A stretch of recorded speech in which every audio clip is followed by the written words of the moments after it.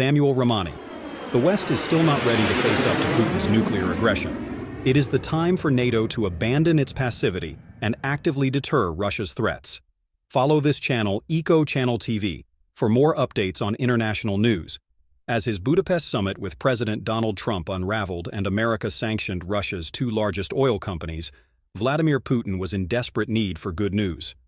On Sunday, he got a much-needed reprieve. By announcing the successful test of the 9M370 Burevestnik nuclear-capable cruise missile, Putin finalized a project that originated with America's December 2001 withdrawal from the 1972 Anti-Ballistic Missile Treaty. It is a milestone breakthrough, but is the Burevestnik all that it is cracked out to be? According to the Kremlin, it is a peerless military technology innovation.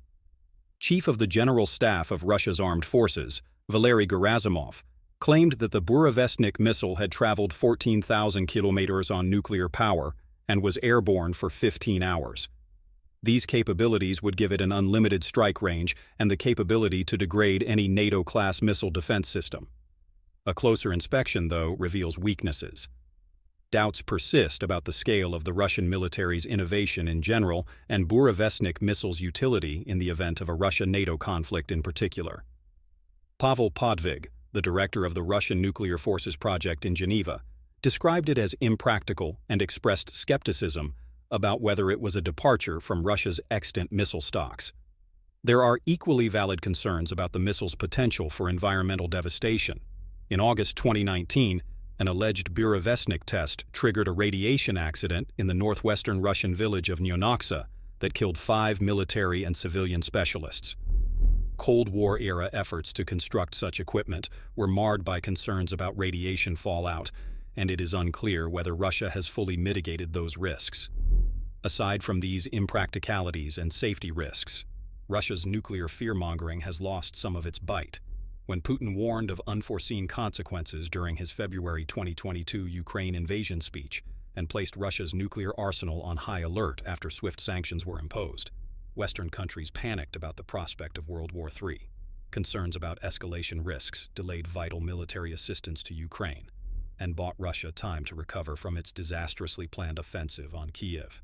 The response of NATO countries to the Burevestnik test underscores this sea change in thinking. Trump called it an inappropriate distraction from Ukraine peace talks and warned that the U.S. already had a nuclear submarine off Russia's coast. Norway confirmed that the Burevestnik was launched from the Barents Sea archipelago of Novaya Zemlya and claimed that no radiation had entered its territory. Most other Western nations remained tellingly silent. While Russia's psychological warfare has fallen flat, we still need to refrain from undue complacency.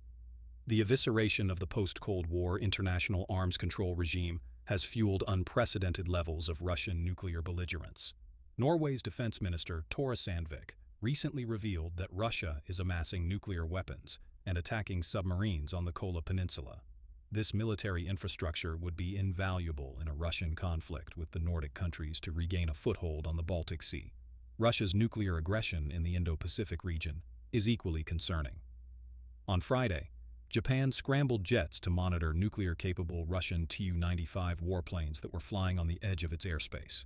This episode occurred 1 month after a Russian Burey-class nuclear ballistic missile submarine transited through the La Pérouse Strait near Japan. As Russia overtly supports North Korea's right to a nuclear deterrent and stages mock combat drills with China, these provocative deploys